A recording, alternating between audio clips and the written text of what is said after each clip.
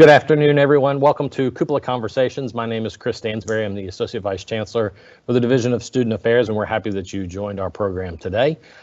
We have Cupola Conversations is about creating dialogue and talking about difficult subjects and topics, and it's been that since 2016 and now part of the award-winning ECU United initiative. We've had almost a dozen cupolas this past year. It's been a year unlike any other, nationally, regionally, locally, physically, mentally, socially, culturally, racially, you name it. It's just been a very unique year. And we have a couple of folks that are going to speak with us today, and then we'll talk a little bit more about this is a time of reflection. And so it's my honor to turn it over to our Chancellor, Dr. Philip Rogers, for some of his thoughts and reflections. Okay, well, thank you very much, Chris. It indeed is a pleasure to be with all of you this afternoon. I hope you each had a good weekend. I hope that Monday has treated you well, and I hope you're ready to begin a new week here at East Carolina University together. So it was very important to me to personally have the opportunity to kick off this Cupola conversation, which I sincerely hope will be a time of reflection for us on many fronts, because I want to recognize that it's been a very difficult academic year for all of us. Chris Stansberry led us off in this direction, and it's been a difficult year for us for many, many different reasons. We've been living in a world where we've seen a confluence of forces that have all come together at one time, at one point, to affect us all in a number of different ways. And I know I've spoken with many of my fellow chancellors around the University of North Carolina system. I've spoken with many other presidents around the country. And I've spent almost every minute since I started this job on March 15th with our talented faculty and our staff, and even yesterday evening with our students. And nearly all of them, when I have these deep conversations with these folks, have shared the same takeaway as they've reflected on these challenging times that we live in. And they've made statements to me at a high level, such as, "This past year has been the most difficult of my life," or "This past year has been the most difficult of my academic career or of my professional career." And I think we've all experienced this global pandemic that has literally stopped us in our tracks. We've had faculty that have had to respond with designing courses online and pivoting to an environment that has been digitally driven. We've had staff that have continued to provide programs and services both virtually and in person with safety restrictions in a hybrid type of way.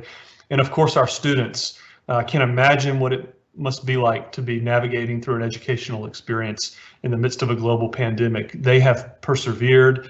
They've adjusted to remote education and teleservices. They've adjusted to a new way of social engagement that is unlike any other generation has experienced. And then you connect with that the racial tensions, the injustices that have existed for generations in our society, this increased period of racial stress and anxiety, this emotional strain that we've all been experiencing over the past year. It's visible. It's visible throughout our community. It's visible throughout our university. It's visible throughout our state and nation, and it really strikes right at the heart of who we are as people. And so, despite all the challenges we've been facing, I want you to know that looking from the outside in, before I started this job just a couple of months ago, all of you in the ECU community have handled this with grace. It's been amazing to watch you persevere, the resilience with which you've tackled many of these very challenging issues. And I admire you for rising to the challenge. I admire you for rising to the occasion during this time to really make ECU a stronger and a better place each and every day. So my hope for this session is that this can be a moment where we can all hit the pause button on a Monday afternoon where we're all very busy.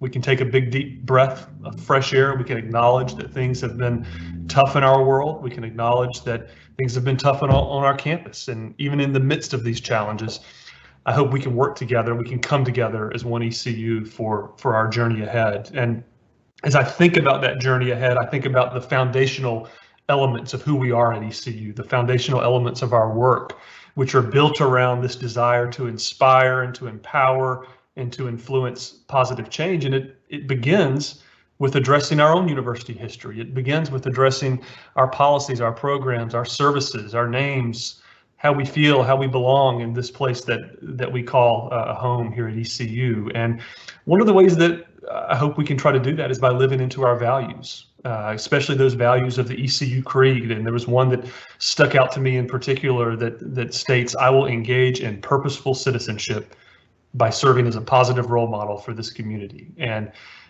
with that as sort of a guiding factor and source for me, I think it really is time now for campus leaders, for our administrators, for our faculty, for our staff and our students to come together to support each other. We're preparing for reopening in the fall with as normal operations as possible.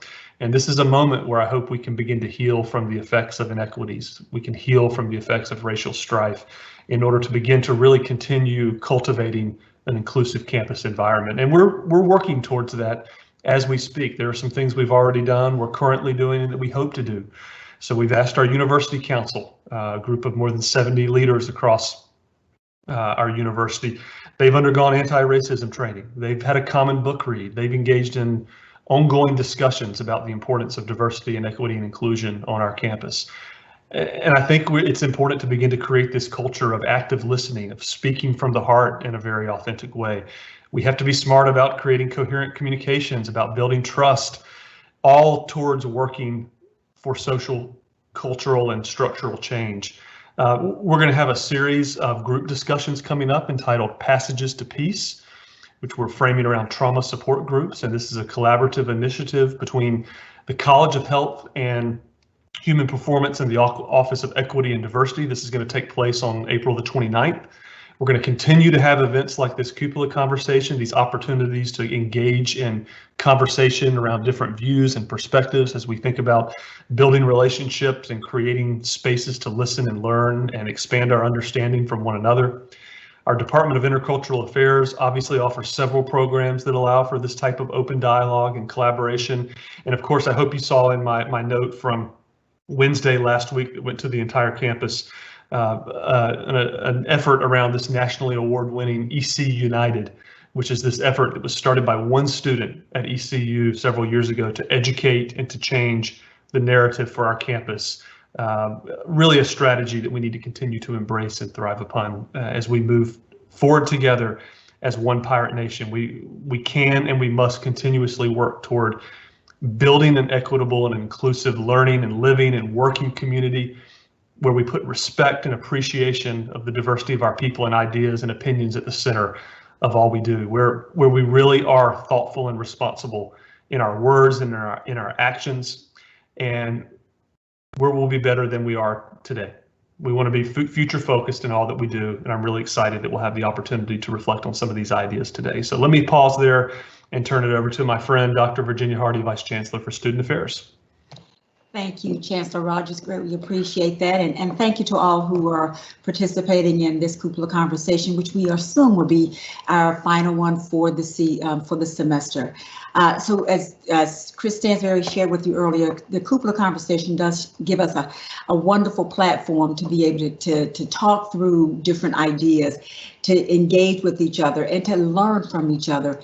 Today is similar in that way, but it is going to be a time for us to think through and experience what we've gone through this year, right? As you've already heard from the Chancellor and from Chris, there's been an election, there's been the pandemic, there's the racial unrest, and now, even in our backyard and just in eastern North Carolina, eastern North Carolina, which is tough, right? So we've gone through all of these things individually, but yet we've done it collectively as an institution. So what we're asking today is that we begin the healing process, and that healing begins with beginning to reflect, to share our feelings, to share our thoughts, and to do it in a way that is going to be very healthy, we hope, and very helpful to each other, because what you're feeling, somebody else may be feeling or may be thinking. And today we're going to do this together. This is an opportunity for East Carolina to have this virtual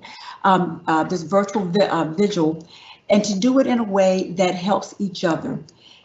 We hope that you all will take this opportunity to share with us, to share with each other, and also that you will be able to read from your students, your faculty, your staff, colleagues, to see what they're going through. Empathy is a beautiful thing, and it also helps with the healing process. So what we're going to do, even though the structure of this particular Cupola conversation is a little different than what we've done in the past, we're going to focus on sharing our reflections and the memories of the past 2020, 2021 year. You see the flames that are on the screen. This flame is to represent all that we've experienced, right?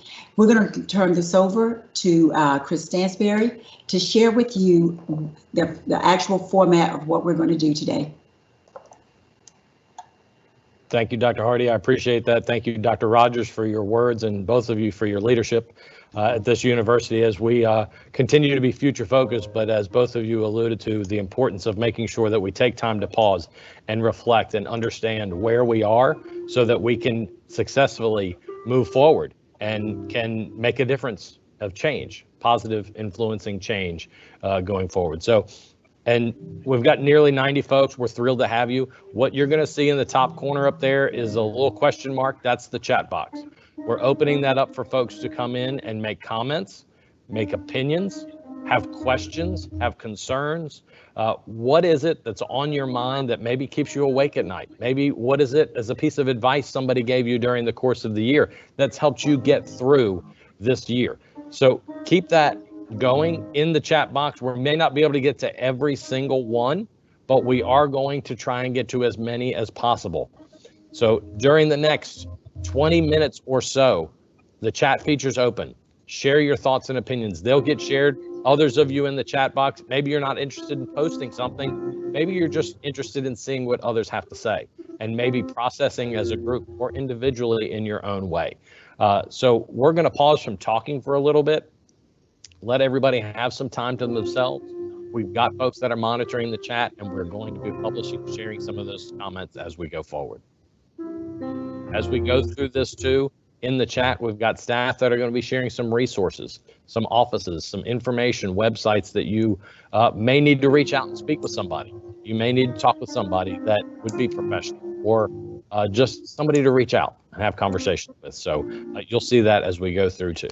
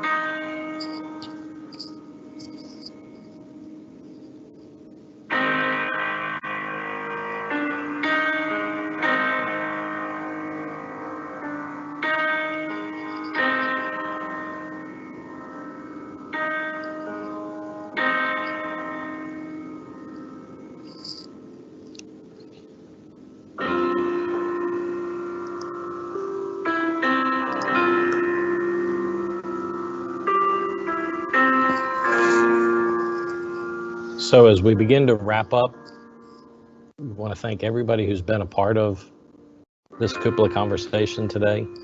I want to share that some of the resources at the university continue to be available for faculty, staff, and students. Many of them are listed in the chat.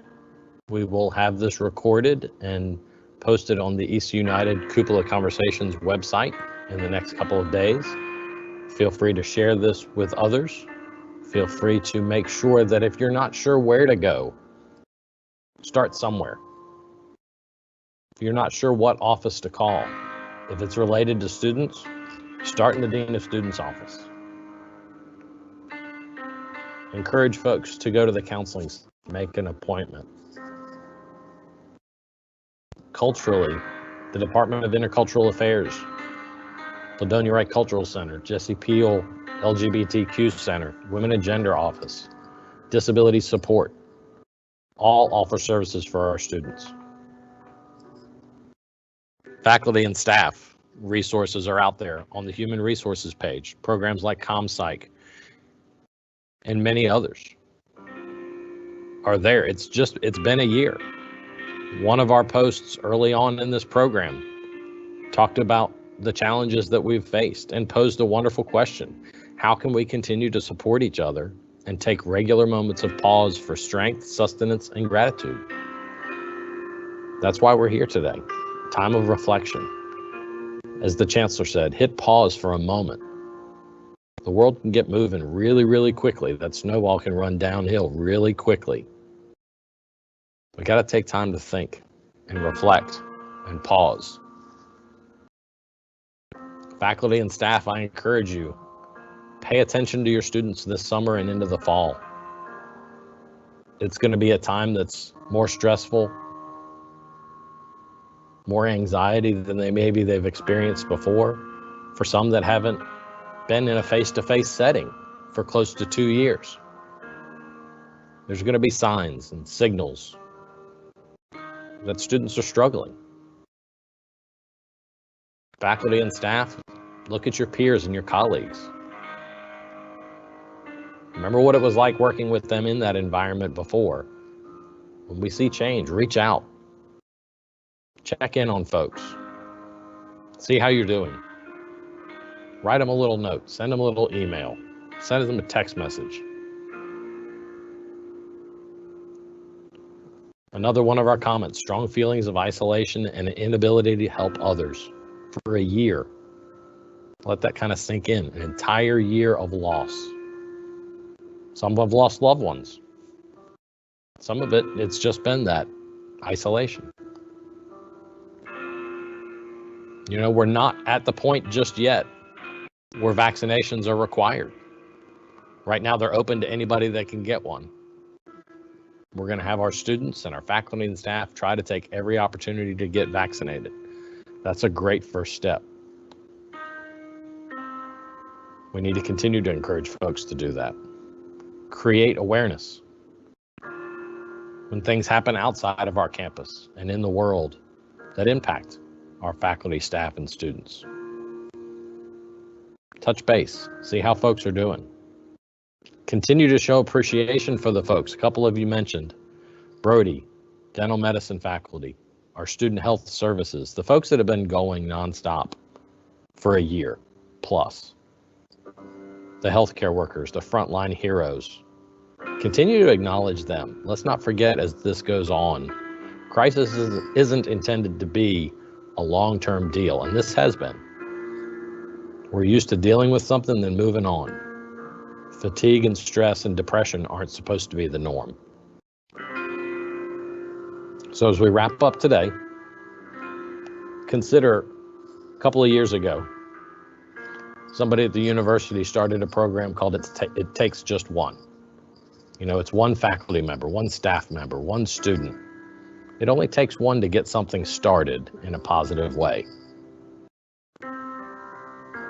Maybe you start with the one and you make an influence and a change in somebody's world. But as we go through the end of the semester and into the summer and start to get ready for who knows what the fall brings us, let us not forget we need to take time to pause and reflect. Find some time to ourselves and really process. And then be there for each other. That's how we get to be one Pirate Nation. That's how we get to be ECU United. And as Chancellor Rogers said, one ECU. I want to thank Chancellor Rogers. I want to thank Vice Chancellor Virginia Hardy. And I want to thank all of you for being a part of today's program. Stay safe, Pirate Nation.